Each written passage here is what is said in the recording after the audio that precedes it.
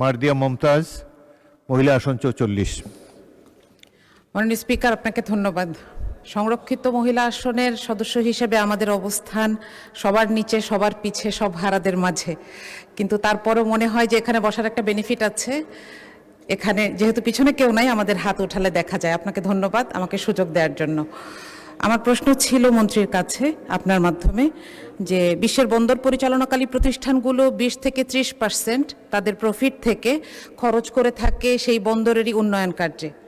তো আমার প্রশ্ন হচ্ছে যে চট্টগ্রাম বন্দরে যারা প্রধান প্রধান টার্মিনাল অপারেটর আছেন, তারা এ পর্যন্ত কি পরিমাণ মুনাফা অর্জন করেছে এবং তার কোনো অংশ কি তারা বন্দরের উন্নয়নের জন্য, যেমন ভারী যন্ত্রপাতি কিংবা সেবার মান বাড়ানোর জন্য পুনর্বিনিয়োগ করেন কিনা, অথবা আগামী বাজেটে এ ব্যাপারে কোনো নির্দেশনা আছে কিনা? আপনাকে ধন্যবাদ।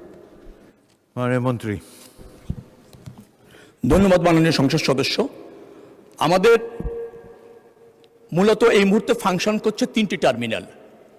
একটা পতেঙ্গা, সেটা সৌদির একটা কোম্পানি করছে এবং তাদের সাথে আমাদের বন্দর উন্নয়নের জন্য নির্ধারিত অঙ্কের ফি তারা প্রদান করে থাকে, তার থেকে এই বন্দর উন্নয়ন হয় এবং রক্ষণাবেক্ষণের একটা বড় অংশ সৌদির ওই কোম্পানি আপনার মেনটেন্স করে।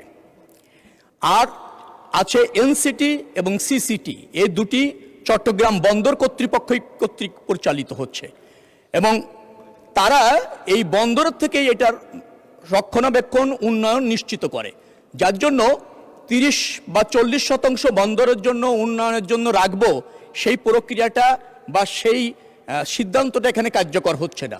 তবে যে সমস্ত কন্টেইনার টার্মিনাল আগামী দিনে বিদেশি কোম্পানির সাথে আমরা দেশের স্বার্থ রক্ষা করে চুক্তি করে মেনটেন্স করতে যাব, সেই সব ক্ষেত্রে এই প্রস্তাবনা যেটা আছে, পরামর্শ যেটা আছে, সেটা বিবেচনা করার সরকার চেষ্টা করবে। ধন্যবাদ মাননীয় স্পিকার।